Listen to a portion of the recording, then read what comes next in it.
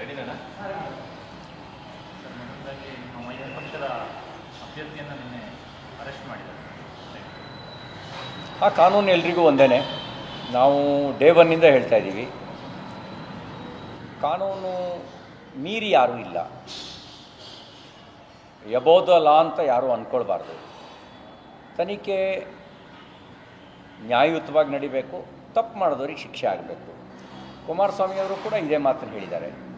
ಯಾರೇ ತಪ್ಪು ಮಾಡಿದ್ರೂ ಅವ್ರನ್ನ ರಕ್ಷಣೆ ನಾವು ಮಾಡೋದಿಲ್ಲ, ತಪ್ಪು ಮಾಡಿದವ್ರಿಗೆ ಶಿಕ್ಷೆ ಆಗಬೇಕು. ತನಿಖೆ ರಾಜಕೀಯ ಪ್ರೇರಿತ ಆಗಬಾರ್ದು, ಯಾರನ್ನೂ ರಾಜಕೀಯ ಕಾರಣಕ್ಕೆ ರಕ್ಷಣೆನೂ ಮಾಡಬಾರ್ದು, ರಾಜಕೀಯ ಕಾರಣಕ್ಕೆ ತೊಂದರೆಯೂ ಆಗಬಾರ್ದು. ನ್ಯಾಯಯುತ ತನಿಖೆ ನಡೆದು ಆಮೇಲೆ ಕ್ರಮ ಆಗಲಿ, ತಪ್ಪು ಮಾಡಿದವ್ರಿಗೆ ಶಿಕ್ಷೆ ಆಗಲಿ. ಹಳೆಯ ಗಾದೆ ಮಾತಿದೆ, ಉಪ್ಪು ತಿಂದವನು ನೀರು ಕುಡಿಬೇಕು, ತಪ್ಪು ಮಾಡಿದವನಿಗೆ ಶಿಕ್ಷೆ ಆಗಬೇಕು ಅಂತ. ಅದೇ ಗಾದೆ ಮಾತನ್ನು ಮತ್ತೆ ಪುನರುಚ್ಚಾರ ಮಾಡ್ತೀನಿ. ರೆಡಿನಾ ಸರ್? ಮೊದಲಾಗಿ ಮೈತ್ರಿ ಪಕ್ಷದ ಅಭ್ಯರ್ಥಿಯನ್ನು ನಿನ್ನೆ ಅರೆಸ್ಟ್ ಮಾಡಿದ್ದಾರೆ. ಆ ಕಾನೂನು ಎಲ್ರಿಗೂ ಒಂದೇ. ನಾವು ಡೇ ಒನ್ನಿಂದ ಹೇಳ್ತಾ ಇದ್ದೀವಿ, ಕಾನೂನು ಮೀರಿ ಯಾರೂ ಇಲ್ಲ, ಎಬೋವ್ ದ ಲಾ ಅಂತ ಯಾರೂ ಅಂದ್ಕೊಳ್ಬಾರ್ದು.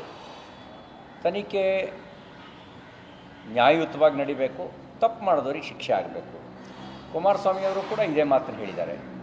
ಯಾರೇ ತಪ್ಪು ಮಾಡಿದ್ರೂ ಅವ್ರನ್ನ ರಕ್ಷಣೆ ನಾವು ಮಾಡೋದಿಲ್ಲ, ತಪ್ಪು ಮಾಡಿದವ್ರಿಗೆ ಶಿಕ್ಷೆ ಆಗಬೇಕು.